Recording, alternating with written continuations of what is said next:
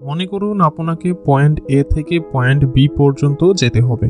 Point এ হচ্ছে আপনার বর্তমান অবস্থা, যেখানে আপনি একজন গরিব ব্যক্তি, আর পয়েন্ট বি হচ্ছে আপনার ভবিষ্যৎ অবস্থান, যেখানে আপনি একজন ধনী ব্যক্তি। তো আপনি পয়েন্ট এ থেকে পয়েন্ট বি পর্যন্ত কি দিয়ে যেতে ভালোবাসবেন? পায়ে হেঁটে, নাকি সাইকেল দিয়ে, নাকি গাড়ি দিয়ে?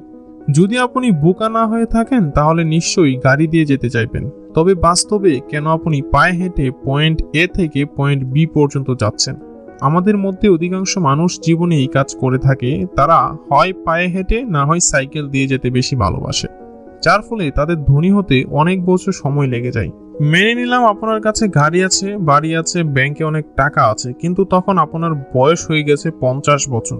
তো ওই সময় কি আপনি আপনার জীবনের টাকা উপভোগ করতে পারবেন? তখন তো আপনার একটা পা থাকবে কবরে। আর আমাদের মধ্যে বেশিরভাগ মানুষই এই কাজটি করে থাকে।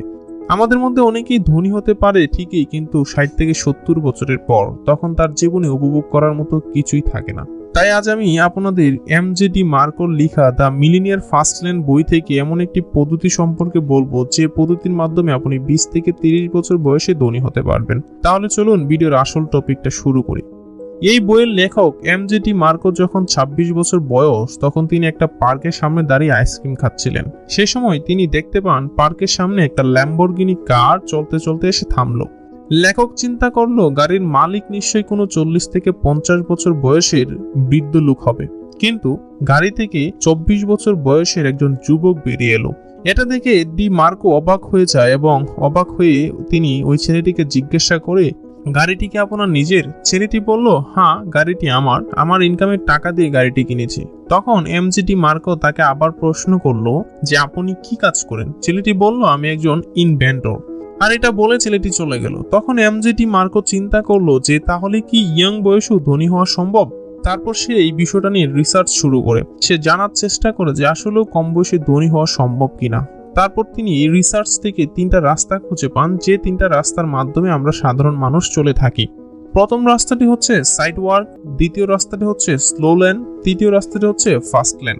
সাইড ওয়ার্কার রাস্তাটি যারা চলতে পছন্দ করে, তাদের মন মানসিকতা হয় কিছুটা এমন যে যা করার আজকেই করে নিই, হাতে টাকা যা আছে সব খরচ করে ফেলি, বন্ধুদের নিয়ে খাওয়া দাওয়া মজ মাস্তি করে সব টাকা শেষ করে ফেলি।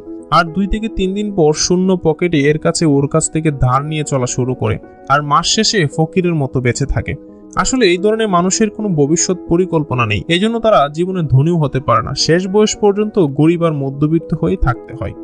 আর দ্বিতীয় রাস্তাটি হচ্ছে স্লো লেন। আমাদের মধ্যে বেশিরভাগ মানুষ স্লো লেনাররা নিজের জীবনের সবচেয়ে মূল্যবান বিষয় টাইম বিক্রি করে অন্য কোম্পানিতে চাকরি করে।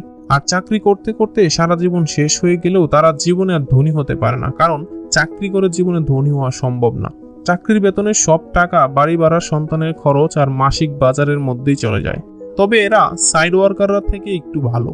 স্লো লেনাররা কিছু টাকা সেভ করে বৃদ্ধ বয়সে ভালো থাকার জন্য, কিন্তু শেষমেশ এই টাকা হয় ছেলে মেয়ে নিয়ে যায়, না হলে নিজের চিকিৎসায় খরচ করতে হয়, যার ফলে তাদের পক্ষেও জীবনে ধনী হওয়া সম্ভব হয়ে ওঠে না। শেষমেশ মধ্যবিত্ত হয়েই কষ্ট করে মরতে হয়। এবার হচ্ছে ফাস্ট লেন। যারা ফাস্ট লেনে জীবন পরিচালনা করে তারা জানে যে টাকার চেয়ে সময়ের মূল্য বেশি। সময় একবার হাত থেকে চলে গেলে এটা আর কখনোই ফিরে আসে না। ফার্স্ট লাইনের লোকেরা টাকা বাঁচানোর চেয়ে টাকা কিভাবে বেশি ইনকাম করা যায় সেই বিষয়ে চিন্তা করে। ফার্স্ট লাইনের লোকেরা প্যাসিভ ইনকামের প্রতি বেশি ফোকাস করে থাকে। অন্যদিকে সাইড ওয়ার্কার আর স্লো লাইনের লোকেরা বেশিরভাগ অ্যাক্টিভ ইনকাম করে থাকে। প্যাসিভ ইনকাম আর অ্যাক্টিভ ইনকাম কি যদি না জেনে থাকেন, তাহলে আমাদের চ্যানেলের এই ভিডিওটি দেখতে পারেন। বিষয়টি আপনি সম্পূর্ণরূপে বুঝে যাবেন। ফার্স্ট লাইনের লোকেরা কাজ করুক বা না করুক, তাদের টাকা আয় হতেই থাকে। তাই আমাদের ফার্স্ট লাইনের লোকেদের মতো ভাবতে হবে। তো ফার্স্ট লাইনের লোকেদের মতো ভাবতে হলে আমাদের আগে 3টা বিষয় ফোকাস করতে হবে। প্রথমটা হচ্ছে টাইম, মানে সময়।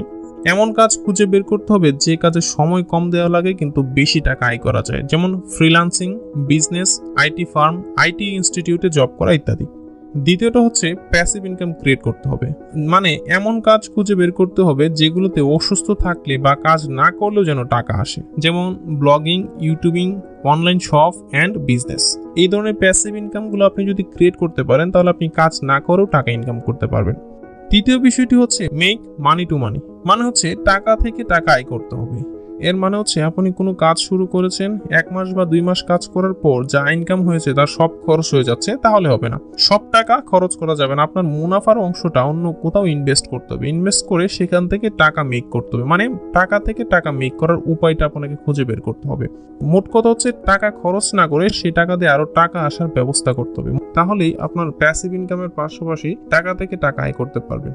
যাই হোক, আপনি যদি ফার্স্ট লেনের এই 3টি বিষয় মেনে চলতে পারেন, তাহলে আপনি 20 থেকে 30 বছর বয়সের মধ্যে ধনী হতে পারবেন। তো আজকের ভিডিও এই পর্যন্তই, দেখা হচ্ছে পরবর্তী ভিডিওতে। ততক্ষণ পর্যন্ত ভালো থাকুন, সুস্থ থাকুন আর আমাদের সাথেই থাকুন।